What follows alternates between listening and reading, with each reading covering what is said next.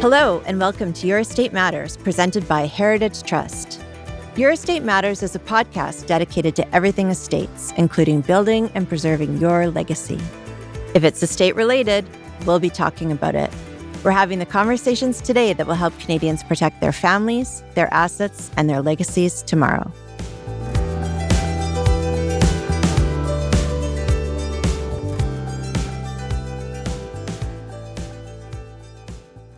Okay, so why don't we jump in? I understand you started in 2001. Is that right? That is correct. Yep. Great. So what gave you the idea to, back in 2001, this was like quite revolutionary. What gave you the idea to start an online will service when most people thought of, getting a will done as going to see a traditional lawyer or notary and doing it in paper? Tell me what the genesis was of it. Yeah, it was, we were working in high tech, myself and my co-founder, and we used to regularly go out for after work drinks. And one week we went out, it was Friday evening, and a group of us were sitting around the table, and somebody mentioned that they didn't have a will. And it started a whole discussion, and we were all professionals.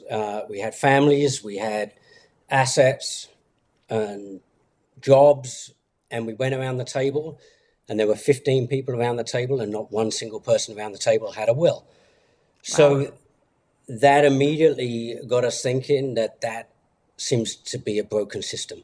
We all knew it was important. We all knew it was vital, yet not one single person around the table had got it done, and it wasn't necessarily a pricing issue. For whatever reason, it hadn't got to the top of the to-do list. So we set about investigating that and looking into what those barriers were and seeing if we could address those barriers. Great. And well, let's talk about that. So the estimate is half of Canadians approximately have no will at all. Are you familiar with that data as well? Yeah, we actually, we've done our own survey. We think it's 65% of Canadian adults don't have a will, and of those that do, of that 12% have wildly out-of-date wills that don't reflect their current wishes. So you end up with 23% of Canadian adults happy that they have a will that truly reflects their current state. So let's talk about that, because we know it's important, particularly once we hit midlife. We've got, a lot of us have people we're responsible for. We've worked hard. We've built some assets. We know it's something we need to do. Why do you think people don't have it done? So I have an opinion. You probably have your own opinion. There are key reasons. One of them is a sense that I don't need one yet. I'll do it sometime in the future. A perception that you're going to do this once in your lifetime. So you should probably wait. People feel they should wait until they get married or they move or they have their second child or they get the new job, or they're waiting for a moment in their life because they don't want to have to go through the process more than once. So there's a number of reasons. Some people, misconceptions are, many people feel it's obvious what's going to happen anyway. They don't even need a will. It's obviously just all going to pass to my spouse or partner. So there's a lot of misconceptions around what happens if you don't have a will. And then there's some people, there's a group who just find the whole subject matter kind of morbid. They don't want to even think about death. But I think the other ones are, of course, it's expensive. It's perceived as an expensive thing to do, and it can usually wait. So there's a multitude of reasons, and there's some of the reasons some of the barriers that we try to address. Mm-hmm. So I think you're absolutely right. Like, from being an estate planning lawyer for many years, absolutely all the things that you've mentioned are the case. I also think humans just naturally procrastinate on things we know we're supposed to do. We know we need to get our car serviced or our teeth cleaned or well done or whatever. Yeah. I think it's the natural thing to deal with the immediate and the urgent rather than the important. And I think the other thing I notice with people is perfection paralysis, in that they they know it's important, and so they keep researching, making sure they're, they want to go to the right person, they want to make sure they do it exactly right, and then unfortunately that's the barrier to them getting it done at all. And so that's, I Yeah, think all of those things are a factor, and people not having basic planning done. But I can let's say that, like, yeah. statistically, in our 25 years, our busiest week of the year is the first week of January. It has been every single year that we've run the business. So So isn't that interesting? yeah, Yeah. there are two, in my opinion, there are two key reasons for that. One is New Year's resolutions. This is the year Right. I'm finally going to get it done. I know I've been putting it off. They commit to doing it, and they do it in that first Yeah. week. But the other one is that it is a time where people get together with family, and these Right. conversations can come up, and people can talk about, did you hear about Uncle Joe? He died without a will. What a disaster that was. Right. And also conversations with parents at that time saying, Mom, Dad, do you have these things in place? They're important. So families do get together, but there is a New Year's resolution factor as well. Yes, absolutely. And when I was practicing wills and estates and family law, early January was also the highest intake for new divorce files too. So I guess people are like, I need to get my estate plan done, or maybe I just need to restructure my family after the holidays. I don't know. It seems to be an inflection point where people are thinking about things globally. So I think let's talk about, because you provide a very valuable and accessible service. And I think we talk about, if it is 65% of people walking down the street that haven't done it, like, do you want to talk to our listeners about what are the consequences of Uncle Joe not having a will? Like, what does that mean if he dies unexpectedly and or becomes incapable unexpectedly? What happens to Uncle Joe's assets and the people that have to deal with it if he's done no planning? So I see there as two significant factors. Is firstly, nobody is appointed to take responsibility for what's going to happen. So that's actually one of the key issues, is not having an executor. And we find in what we hear from people who are using our service is, and another point related to that is, a lot of people who come to us are people who've just dealt with an estate where there was no will. And people say, I am never going to put my family through what we've just been through. So I'm going to get mine done. And then they're able to share what the nightmare was of Uncle Joe dying without a will. And first off, it's not putting anybody in charge. So nobody has responsibility for gathering and securing assets. And we do find that when there's no will and potentially verbal promises have been made to family members, then the sister or brother goes into the house. They start helping themselves to things. They have a right to them, and it's chaos. So that's the first part. It's a lack of making those appointments. So there's chaos because nobody. And two things can happen: either multiple people can step up and say, I want to take charge, or nobody step up and nobody's taking charge. So both of those scenarios can happen. Related to that is not naming guardians for children, right? You can do that. That's an important part of the will. If you die and you have young children and you haven't named guardians for them, then a judge is going to make that appointment for you. And we have found, when people step through our service, that one of the points through the service where people stop and pause and save their work is that question of guardianship. It's a really, oftentimes it can be a difficult appointment to make, because it might not be the most obvious person who expects to have that role. You might not want it to be that person. There's a lot of emotion involved in that appointment. And so that's another reason, like, what would happen if you had young children and didn't have a will? You don't have any say in that appointment. But to your point, the distribution of the assets as well. So we actually see our wills as a real opportunity for people to not only say everything to my spouse, if we're involved in an accident, divided between my children. Yeah, you can do that. But you can also be a bit creative. You can have charitable bequests. Planned giving is a very important part of our will service. Make a difference to your community. Or even you may have cherished items that belong with a particular person. So you're able to be thoughtful and considerate around where you want and how you want your assets to be distributed. Mm-hmm. So it happens a lot more smoothly if you have a will. And secondly, if you don't have a will, then we know it's going to be intestate law. Every province is different.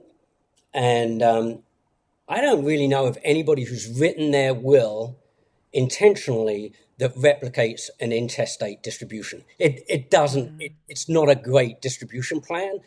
And no matter which province you go to.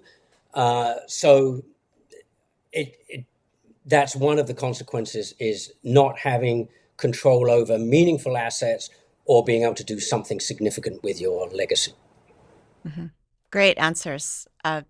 So take me back to 2001. So you're a bunch of tech professionals. So let's say outsiders of the traditional, wills and estates professional group. You realize that there's a huge access to justice issue and a huge number of people aren't getting served. So you want to jump in and provide this innovative, accessible service. I can only imagine there were raised eyebrows and or some resistance. So do you want to tell me about that? What was that like back in 2001 when you burst on the scene and said you were going to offer But online wills? Like that was probably a bold eyebrow raising thing. Did you experience pushback from the law societies? How did traditional practitioners feel about you? yeah, so I think we should paint the picture a little bit. I'm not sure we like blasted out of the traps. It wasn't like we launched and 1,000 people a day were using our service. That's not quite how it panned out. But I think it's worth exploring the state of the market at that time. So there was a will kit that you could buy, the Canadian Legal Will Kit. It was advertised on TV a lot. It was a blank form kit. So that existed, and that was a way of doing it yourself if you wanted to write a will. They they're not great. They're not good, Mm-hmm. right? We know that. We know that a blank form will kit is not a very good way to prepare your will. There was also back then software that you could buy on a CD.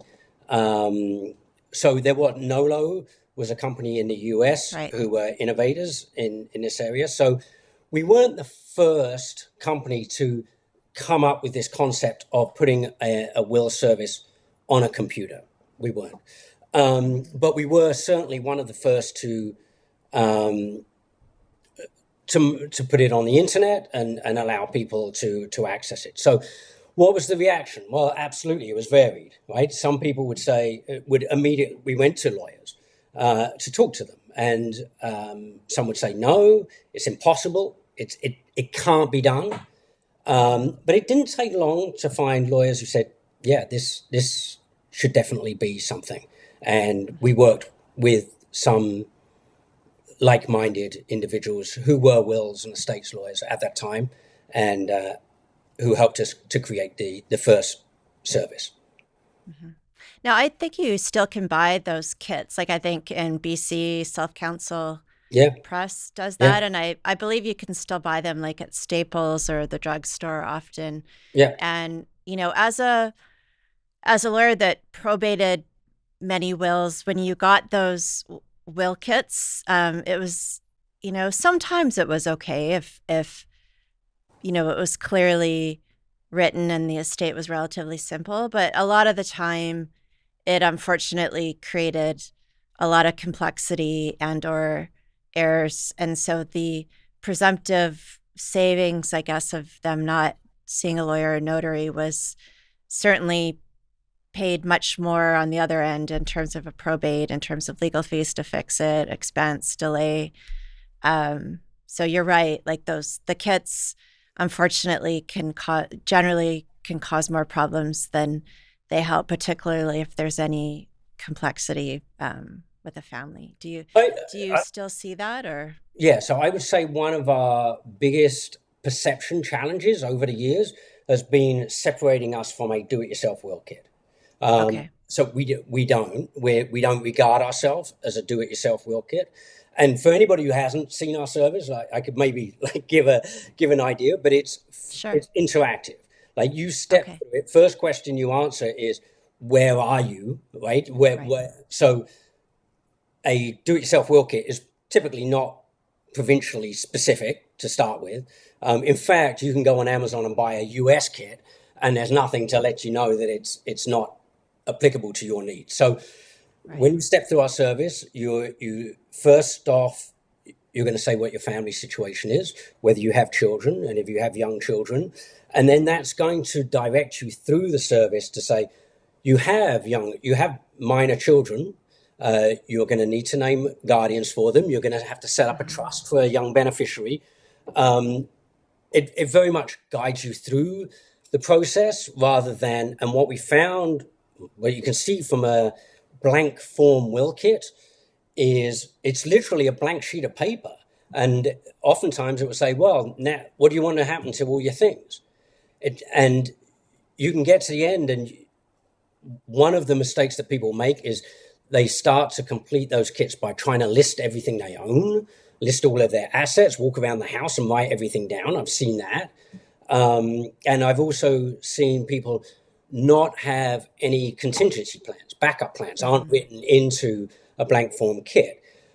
Our service, you can't not have a circumstance that is not covered. Like, hmm, what if this person predeceases you? Then what? And what if that person predeceases you? We guide you through every hmm, permutation of what can possibly happen. So we're quite wildly different from a do-it-yourself will kit, and it's been frustration for us, or certainly one of our missions, is to separate ourselves from a blank form kit because we're an hmm. interactive piece of software. In retrospect, you know, what do you think's been harder to in terms of building trust? Is it been the general public, or has it been other professionals that work in this area? I would say neither has been easy. And certainly, if you think launching in 2001, asking people to type in their personal information onto a website, uh, that was probably ahead of its time. People weren't Hmm, quite ready for it. Subsequent to that, we saw tax software come online. People initially were a little bit cautious about that, but it's become the de facto way of filing your taxes hmm, using online tax software. But it's taken us a long time on the personal side, personal trust side, hmm, to build up word of mouth, third party reviews, Trustpilot reviews, Google reviews. We have thousands and thousands and thousands of 5-star reviews across all independent review platforms. So that took a while. When you launch a service and you have 2 reviews, it's challenging. So you have to hmm. build that, and you can only build that by really engaging with customers, providing good quality customer service, answering their questions, and building that so that at the end of it, and if you look at the reviews, people don't just give us stars; they share their experience of using the service, and they usually say, or often say at the end of it, "And I've recommended you to all of my friends and family." That takes a long time to build, and on the legal community side, I think that it took a while. What we found that was when we were the only service provider, we're trying to convince the world that it's a good option. With other service providers coming online, we're not the only voice out there, and it actually helps.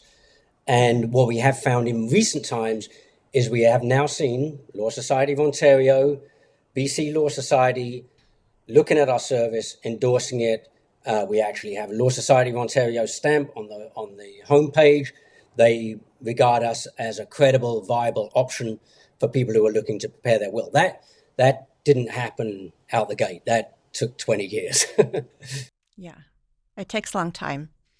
So let's talk about uh, issues that people might be worried about. So uh, one of the things about technology is there's absolutely been the democratization of services and information, but it's also unfortunately facilitated fraud and identity theft. Like how do you make sure that Bob Smith, who's done his will, is the Bob Smith that he's purporting to be? Like, what are the checks and balances to make sure people aren't creating wills for other people? Like any will, there's a signing process, right? Like, there's a signing process in the presence of witnesses.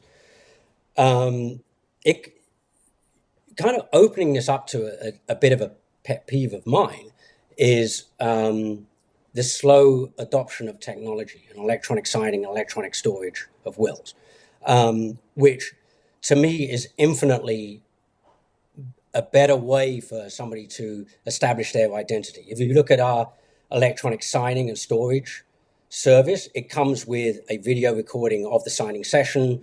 It comes with a security trace of that signing session. And when people talk about, the security vulnerability of a video will, for example, I think it overlooks the lack of security of a scratched ink signature, which was probably the best way to prove your identity in 1837. I don't think it is in 2025. So with our service, the same way as most other wills, currently in most jurisdictions, the person has to sign it in the presence of two witnesses. And if there's a suspicion of fraud going on, there would be a challenge, and somebody would have to investigate the signature and get witness testimonies. That's the same using our service as it would be with any other will. I'm hoping that the legal community, and we know in Canada, BC has adopted it. Other provinces are kind of dragging their feet a little bit, but I'm hoping that we can do a little bit better there with allowing technology to help us in establishing or protecting against fraud. So when you mean BC's adopted it, are you referring to digital signing of Yeah, documents or electronic signing okay, and storage of wills. Yeah. correct. Correct. Right. So BC brought that legislation in, I think, at the outset of COVID, and that legislation has continued. It's interesting, though. I don't Actually, see a no, they brought in remote signing. remote signing. That's what I Yeah, meant. but not Sorry. Sorry. electronic I, document. I apologize. Yeah, I but they misspoke. did bring in Remote after signing. COVID. They brought in electronic signing of a document, and our service Okay. allows literally the witnesses. They have a signing pad on their phone.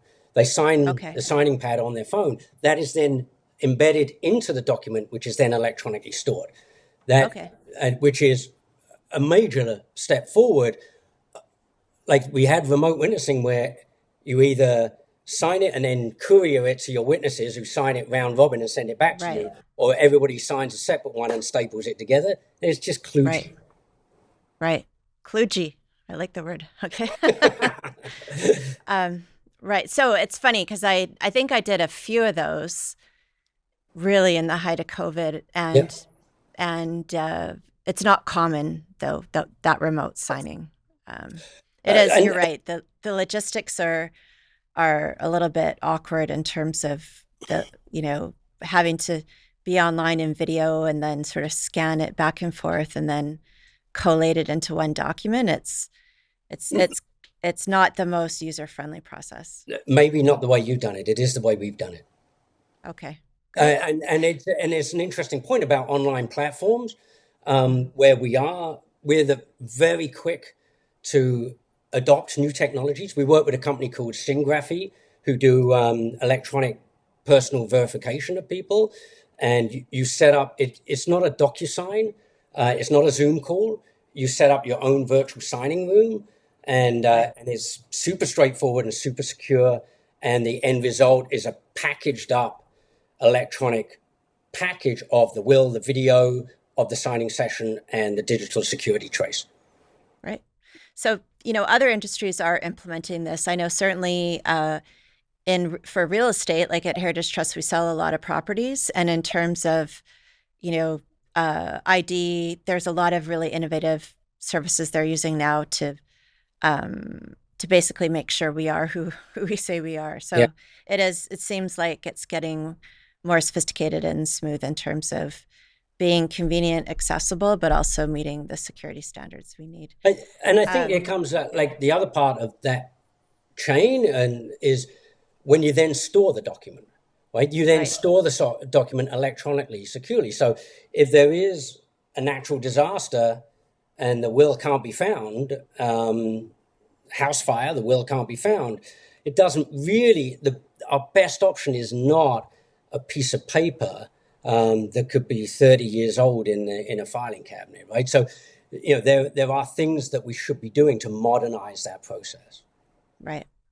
So let's talk about the end product. So how many wills? I think you said, was it 500,000, or how Yes. many do you think you've Yeah, done? I mean, we're in Canada, the US, the UK, and now South Africa as well.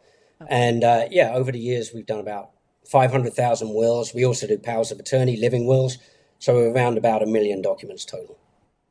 So that's a lot of work. So that's amazing that people are getting served. But people that maybe have more complex estates, maybe it's international, or they've got corporate assets, or Mm. maybe they're First Nations, or they might have disabled beneficiaries. What about people that may have complexity that they aren't even necessarily aware of? Like, you know, have you had difficulty with people after the fact uh, not having the provisions or getting the professional advice that they might have had? I think you make a statement that none of your wills have quote failed probate, but how would you be able to track that on 1 million documents? Um, so there's a number of different ways to answer this question. So first of all, we're not claiming to be something for everybody. We're not. Right. There is absolutely a role for a wills and estates lawyer and an estate planning lawyer. There's absolutely we are nowhere close to being able to encroach on that level of professional expertise. That's not what we do. We have an onboarding process. We ask questions. Do you have a child with special needs? We can't help you. Corporate assets is one we can't help you. We do direct people to lawyers who can. So right initially there is a filter to make sure that somebody that our service is immediately not for them. We also find that people step through the service, and when they get into it, they realize, no, actually, my stuff's a little bit more complicated than I thought. I now want to back out of it. And we know this because people pay and then say, you know what, it's more complicated than I thought. In fact, it's beyond me. It may be I don't even know what I'm doing. I need to speak to somebody. And absolutely, we would 100%. We're not for everybody.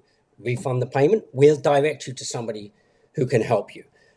We do that. So we're not trying to broaden our reach. Particularly, we feel that we're meeting a gap for people who need or will and have, however you want to define that, like straightforward situations, a clear understanding of what they want to happen to their assets would be a good fit for us. In terms of like, how do we know that they work? So I think we'd hear about it. People do let us know. We get reviews. People contact us all day, every day. Our customer service is our single biggest expense in our business. We have had a number of reviews from people saying, my wife had cancer, we wrote the will, sadly passed away. Thank you so much for the service. We wouldn't have been able to get a will written had it not been for your service. We've had many of those, and you can look on Trustpilot, there are reviews from people who have used our service. We've never once had somebody come to us or even leave a review saying, well, this will didn't work. It's just, we don't have it. And as a personal anecdote, my parents both used our service, both passed away and didn't have a problem with the will. I've used our service too. So why don't you maybe help us understand, like, who is an ideal fit for an online will service and who should not use a service and should see an estate planning lawyer and or other professional? These questions are they're nuanced, they're multi-faceted questions. Who can use our service? Well, I would say like one group of people who should use our service is people who have procrastinated for 10 years and not got around to it. So that would be a good start. Get your will in place. And if you feel that you have extensive assets that could benefit from family trusts, estate planning things, then start to look at that and start to talk to some professionals and find out whether that's a good fit for you. But don't hold off on the will. Like, get the will written, because it could take you some time to actually get those other items in order. So there's certainly a time sense, like, somebody who, believe it or not, like, we have people saying, you know what, I'm going into surgery at 8 o'clock tomorrow morning. It's Sunday evening. I can't speak to a lawyer. I need a will before I go into surgery. That happens. People do, we have people who have spent their whole lives procrastinating and finally realize that the barriers aren't there, so they can use the service. So there's that group of people. But certainly I see people who are married with young children, and they want everything to go to their spouse, and then if something happened to them, divided between the children, named guardians for the children. That, like, classic family situation, who don't currently have a good relationship with a lawyer. A lot of people don't have a lawyer that they can just call and go and see. And people who want to also, there's another element to this, is people who want to learn about their will, learn about what a will is, what the process is, what the components are. Some people just like to explore areas themselves. And I think that our service does a really good job of educating people and demystifying the process and introducing people to a lot of new concepts that they otherwise might not have done. And we do find some people who come to our service even with the possible intention of going to visit a lawyer, but want to better prepare themselves for that visit is certainly an option as well, because people do find our process very educational. Mm-hmm. So I think, from years of being an estate planning lawyer, I might suggest to people, if you've got an active running business and or significant corporate assets, if you've got a blended family, i.e. there's children that aren't your mutual children, if you've got disabled beneficiaries, if you've got cross-border assets, if you've got First Nations status, or if there's a lot of conflict, or if you're going to do something different from what a sort of a standard expectation might be, or someone's going to be mad, i.e. you're not going to give an equal distribution to kids, or maybe you're going to completely disinherit someone that expects that, or I think any of those factual scenarios, I think I would say to that, absolutely make sure you get proper advice in advance. And but you're right, people who, first marriage, no big fighting, regular job, house RSPs kind of thing, for that demographic, certainly a straightforward system would be a good thing. But I think it, there is a checklist of complexity where the the cost of not getting advice is unfortunately very high if you die without doing it. I would say Yeah. most of those scenarios, caveats, we Mm-hmm. cover in our onboarding. There's a couple Right. that you might direct people away that we actually do cover. Um, Okay. like, for example, the cross border, you can actually, we do support the ability to prepare a will for US assets while you still have Canadian assets and you're living in Canada. We do offer that Okay. option. And Okay. interestingly, without an option like ours, it's actually quite difficult to cover. If you had a condo in Florida, getting a will written for that condo in Florida is actually quite challenging when you're having to work with lawyers across border to make sure that those wills work together. So our service actually does present that. But the other ones that you mentioned, I agree with you, and Mm-hmm. they are part of our onboarding process. You're onboarding. Okay. Um, so what is the um argument? So critics against do-it-yourself wills, like, so what are you saying to people that it's worse to have no planning at all? Like, what do you say to people that are concerned that people might be unaware? You're so from what I'm hearing you say is you've got an onboarding process that basically disqualifies them. But are you also suggesting that people not having any documents it's worse than not getting the advice? What is your position on that? We would never position our service as it's better than nothing. That's not what we do. We like our Right. service. We regard as, and we hear from people all the time who use our service with a view to then subsequently going to a lawyer, and going to the lawyer and walking out with a document that's word for word identical to the one that they prepared using our service. In fact, oftentimes people say ours was better, more comprehensive, covered more things than the document prepared by a lawyer. So it's certainly not better off using ours than have nothing at all. No, we do stand by our documents, and we believe that they are. We're not giving you legal advice or estate planning advice, but I think one thing to keep in mind when comparing us with walking into a law firm and a law office is there's a very wide range of the kind of services that lawyers are providing from their offices. You can go into a real estate lawyer and ask them for a will, and they're saying, yeah, sure, I'll give it a go. Right? So they're not wills experts, but they might write a will for you. There are many, many, many lawyers who will have a client fill out a form in the lobby, pass it to them, and they'll whack it in some software and write a will.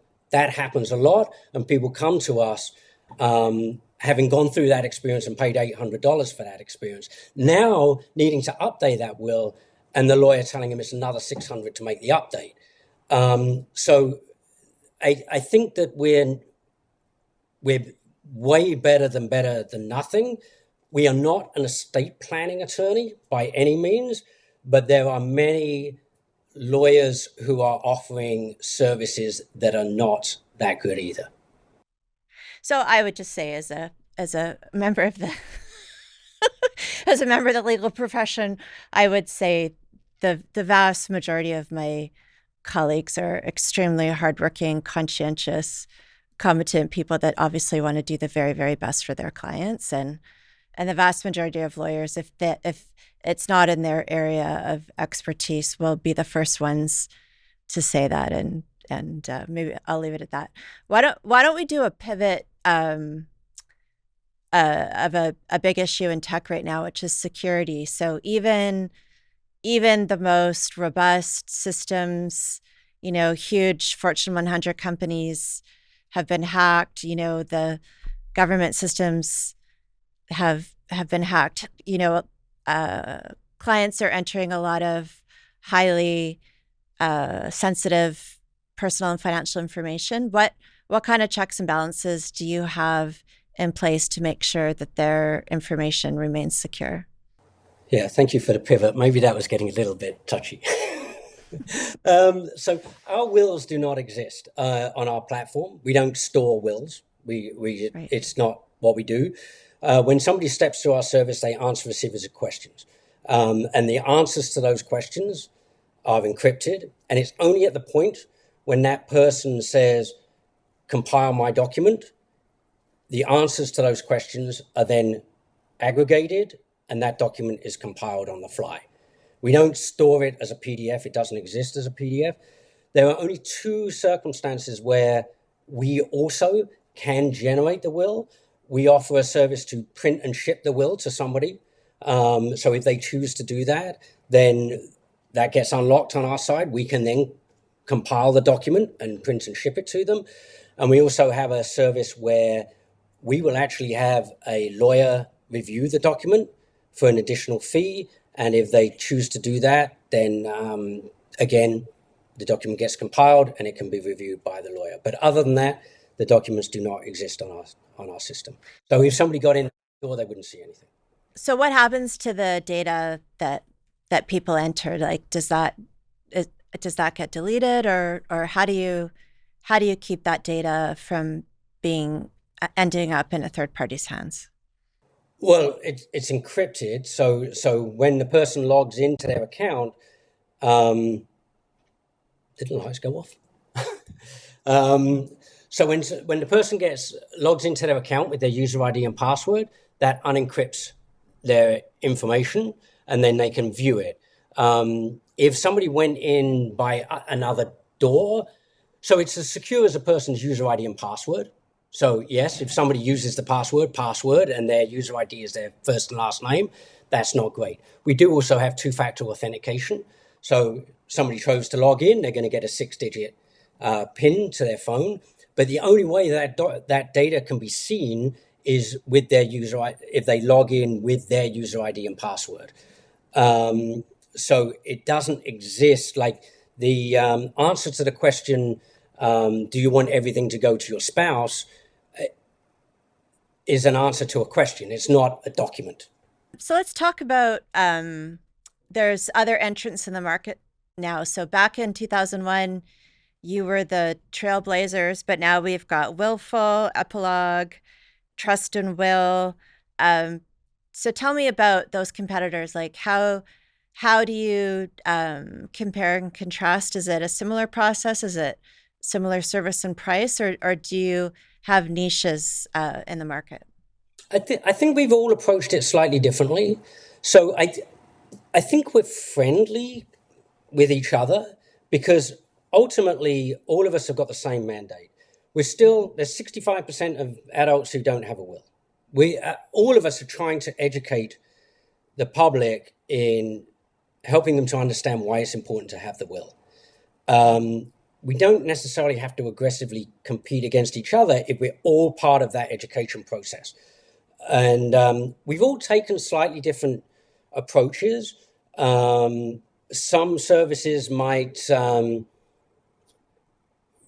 really focus on the user friendliness of the experience with the so actually let me rephrase that. So all of us are trying to manage the flexibility within the service with the complexity, right? And you have to allow people or decide on what level of options you're going to give people while still trying to keep the service simple to use. And I think we've all drawn a different line. I think that with our service, we don't really restrict people in their distribution plans, but that's at the cost of potentially being a little bit more complicated to work through. It might take you a little bit longer to work through our service. Other services might say, you know what, 90% of people are going to want to do this. If we just give them this option, then it's going to be an easier experience to get through it. So we've all decided to take a slightly different approach there. And tell me about price point. Like to get, say a couple is going to do 2 wills, 2 powers of attorney, and 2 healthcare agreements. What would be the rough cost of that? And is the price similar across competitors, or does it differ? We have different pricing structures. So ours comes out initially as the most affordable. Like if you wanted a couples package for a complete estate plan, it would have those 3 documents each, so you'd end up with 6 documents. Our service is $149 to prepare those 6 documents. Other service providers are more expensive, but they may give you a longer runway to make updates. So with our service, you get 1 year of unlimited updates to those documents. And if you want to make updates beyond that year, you can choose whether or not to maintain an account with us. And if you do that, you will pay either an annual subscription or multiple years, 5 years of updates for $29 or something like that. So we structure it a little bit differently. But initially, there's no requirement to maintain an account with us. But initially, we're the most affordable, but I think we're the only one that does an annual subscription to maintain the account. So that seems pretty cost effective, and are, do you foresee that pricing staying the same, or with increased complexity and or security issues, or how do you see that going forward? We don't have to increase our prices. We don't have external investors who are trying to squeeze profitability out of us. Our mandate is to make will writing accessible to as many people as we can. So it's an ongoing discussion around whether, like, our will service starts at $49. If we increase that price to $79, are we pricing anybody out who wanted to otherwise prepare a will, but now $79 has become too expensive for them? We do have that conversation because we really don't want to price people out. Although, if we're priced too low, there could be a perception that we're not that good. And we kind of stand by our product. We think it's a very, very strong product and service, and we're probably underpriced, I would say, at this point. Mm-hmm. Yeah, because I would say, for a typical family coming in to see a lawyer, 2 wills, 2 enduring powers of attorney, 2 representation agreements for healthcare, I think a typical fee would be around $3,000 for legal services. So there is a differential, certainly. I think that's a different customer experience, though. Quite frankly, right? That's somebody going in there, and they may meet with you, have many hours of conversations with you, True. Multiple meetings with you. It's not a like for like. Right. So it is a different experience. So let's talk about disruption. So obviously AI is huge in making headlines, and I understand you're integrating AI into your processes. Do you want to tell us a little bit about how AI works right now for you and what your plans are going forward? We don't use AI to write wills. Right? It's not there. It can't be done, or at least not consistently. So it's not there. So we use it primarily at this point for customer service. Okay. And we use an AI chatbot to front end our customer service. We do have live people, but we found that there were too many questions coming up time and time and time again. So we can answer many of those with AI. So we do front end our call center, and we front end our text chat with AI. We're monitoring AI. When it's ready, we'll be there. But it's absolutely, we've explored it, and it is not ready quite yet to write people's wills for them.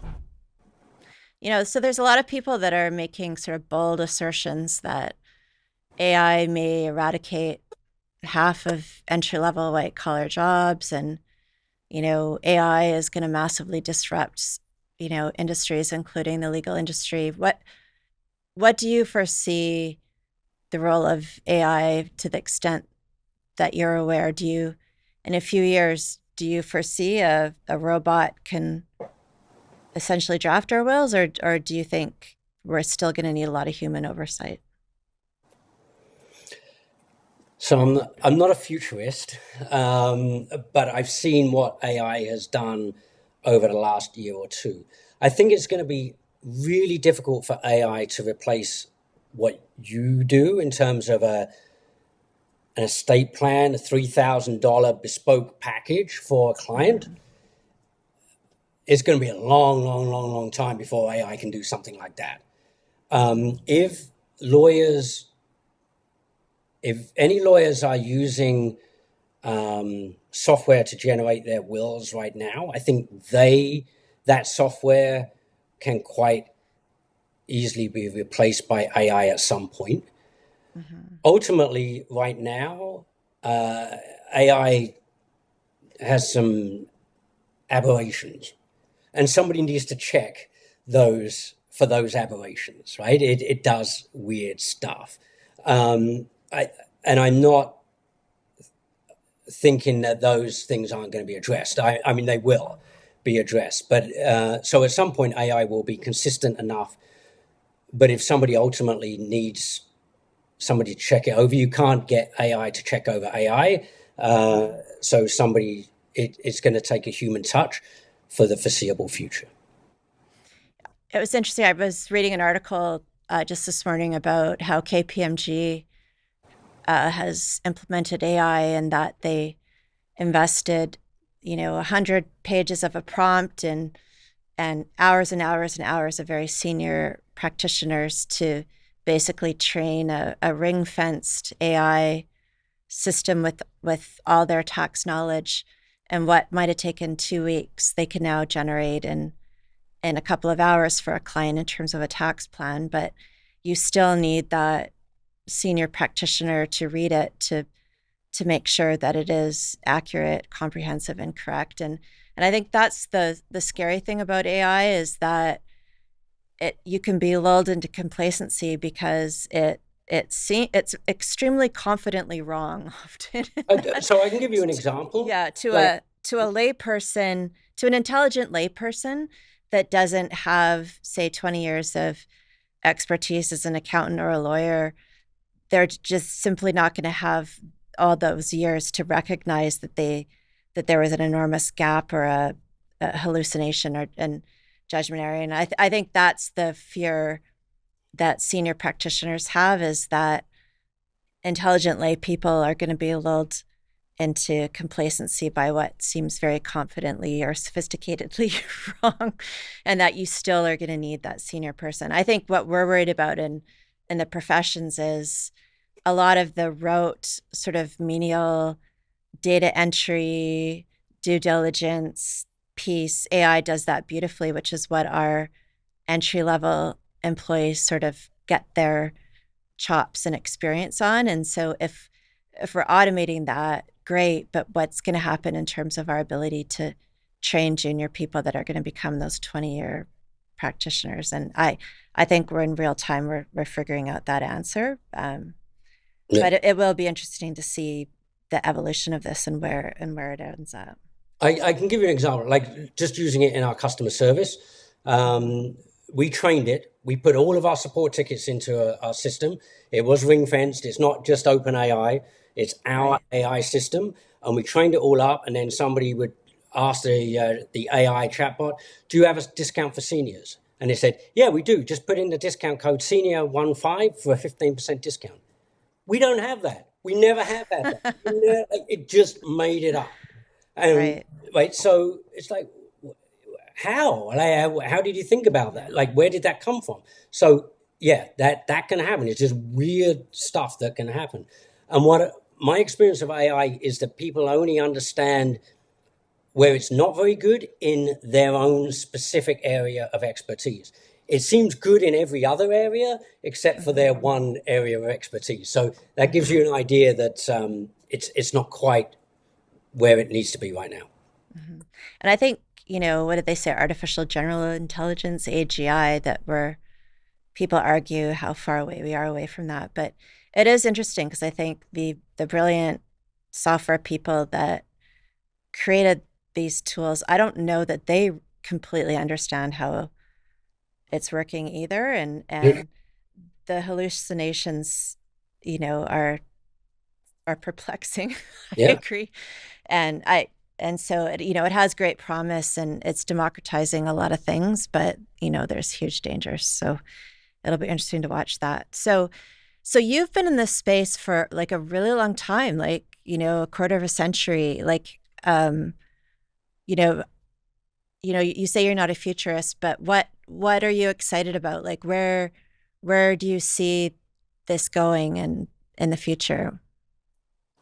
So I like on the technical side, I would like to see more adoption of digital technologies, electronic signing and storage of wills. I think is critical. So I'd like to see that happen.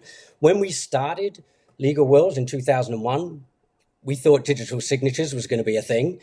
It's taken forever. So on that side, I would like to see some advancements done there, but I would also like to see more of a team or a coming together of legal communities and online will writing tools. I think there's a huge opportunity there, even for law firms to front end their service with a service like ours, so that people can familiarize themselves with their will, work through it prior to a meeting with a wills, an estates lawyer or an estate planning lawyer. So I think there's opportunities for that divide to be closed a little bit, and I see the evolution of our service working more with lawyers, and I think that would be a really positive progression for the client, ultimately for the end user. So what I'm hearing is, democratization of the service, servicing more people that they've got their plans done, and then identifying people that need more specialized advice and making sure that they're seeing the professionals that they need to see. Is that what you see? Yeah, but also, I mean, I think this can help law firms. So somebody's not just Mm-hmm. walking through the door and you say, "Okay, Mr. Jones, tell me about yourself." Mm-hmm. That's not a great interaction, and it allows there's that opportunity for the person to walk out, get home, and Mm-hmm. think, "Oh man, I completely forgot about that charitable bequest. I want to Right. like so I think there's opportunities there to make the experience of a client and a lawyer just a better experience by using a service like ours to allow somebody to learn about the process and the will and also explore their own needs ahead of that meeting. So what's your legacy? You were a trailblazer, you're certainly a leader in this industry. What are you hoping your legacy is in this area, that people will say, Tim uh, led, access to justice or facilitated people. What do you want people to say about your contribution in your business? I would be flattered if people talked about me after I'm gone. I don't expect that. Um, but I think that there's one particular part of our service that we introduced about 10 years ago. And it's when we heard a report that said that the number of charitable bequests is like in 3% of wills. But if the will writer prompted people at that time of distribution, then that can double and the size of the bequest can double. And so we actually added a page within our service at the point of distribution of the estate to specifically ask if people wanted to include a charitable bequest. And yes, we've done 500,000 wills, but we now know that about 15% of those included a charitable bequest. And we actually did a study, and that was about $500 million in charitable bequests that have been left or planned, pledged, um, based on people who have used our service. So I think that if we made a difference to, I could say, well, a whole bunch of those people otherwise wouldn't have had a will. Yeah, okay. But I think that the difference that we've made, hopefully, to charities and organizations, because every single person who dies without a will has no charitable legacy. And so encouraging more people to write and then include a planned bequest, I'd like to think that we helped contribute to that. Well, that's amazing. So I guess they might have a charitable legacy if it cheats to the crown. So listeners, I guess if you consider that charitable, but listeners might not know this, but if somebody, this is extremely rare, but if somebody passes away and they really have no close kinship or relatives, their estate can possibly escheat, i.e., pay to the crown.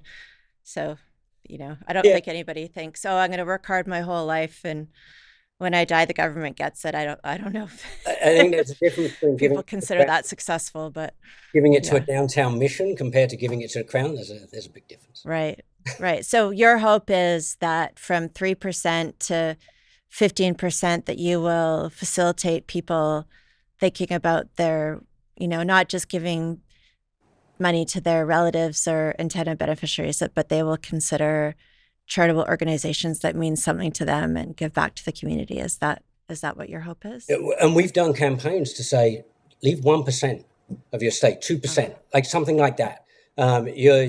Your family and loved ones aren't going to notice that 1% was taken out. But right. that 1% of your estate can actually make a big difference to like a food co-op in your neighborhood. Right. So that's great. I would say to people listening, if you have charitable intent, first and foremost, that should drive your wishes.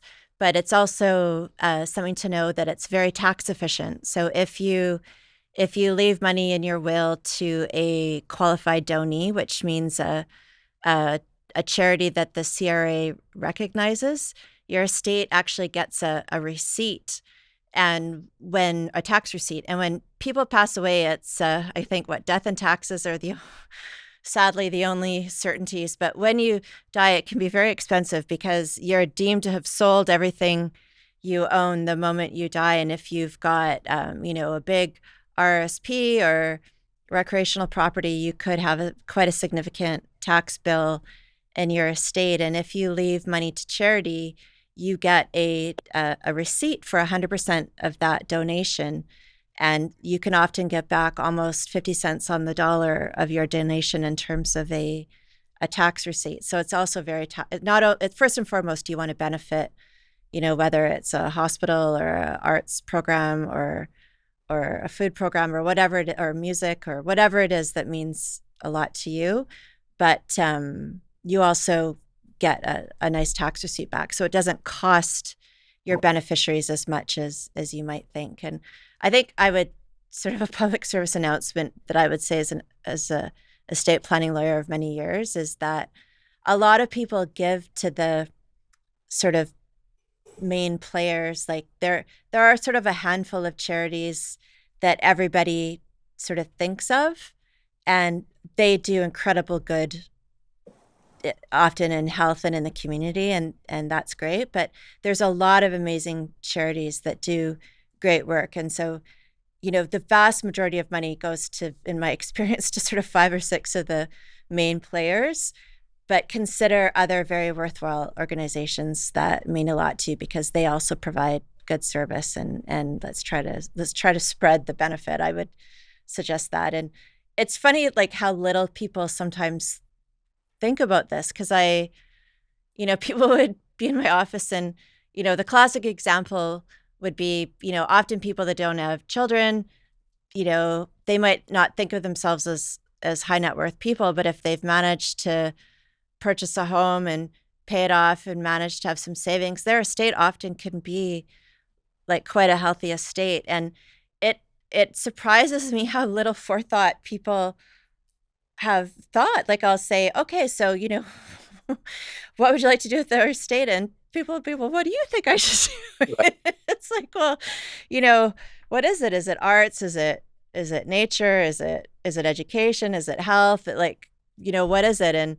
And often I would be just like Googling right at my office. And so I encourage people to think about this because you're exactly right. Even what you may think of as relatively small gifts can make an enormous impact on animals or education or whatever it is that means a lot to you. So I hope people can put more forethought into that, and because we work really hard, and as we know, the cost of living is crazy, and it's an enormous amount of work and a lifetime to build assets. So it would be nice that people could think about the legacy that they leave. And that you touch on another point. I mean, some people, I think, with the cost of living crisis, they may feel that at the end of a month, they may not have been as charitable as they might have liked to have been. So it's actually a very low impact way for you to give to charity as well, right? So you could say, Right. and I think I'm guilty of it. I maybe shouldn't say this, but when it gets to my tax returns, I sometimes look at it and think, could have done a bit better there. Like I really could have done a bit better with my charity. And so, including it in a will. So it's without a will, there's nothing. So the first step is write the will. And then if you write the will, it's a really good opportunity. And I say this all the time, writing your will is an opportunity. So to be charitable is a really good reason to write the will. Great. Well, it's been an absolute pleasure, Tim, to speak with you. Is there anything you'd like to leave our listeners with before we sign off? I don't think so. I really appreciate the questions. Like oftentimes we generally talk about the importance of a will, but to get into this, where our service sits in the options to writing a will is an interesting discussion. I've enjoyed it, and I hope that your listeners see a place for. I don't want it to be antagonistic between a service like ours and the legal profession. It's not. We both serve different clients, and I think there's a place for all, and I think there's even a place for us to work together more. Well, I completely agree. So thank you so much, Tim, for your time and for sharing your wisdom. Great. I really appreciate it. Thank you, Nicole. This podcast is for informational purposes only and should not be considered individual legal, financial, or tax advice. Make sure to consult the advisor of your choice to advise you on your own circumstances. Thank you for joining us for this episode of Your Estate Matters. If you like this podcast, make sure to follow it on your podcast platform of choice. Whether you're planning your own estate or you're acting as executor for somebody else's, Heritage Trust can help. Partner with Heritage Trust to protect your family, your assets, and your legacy. If you'd like more information about Heritage Trust, please visit our website at heritagetrustcompany.ca.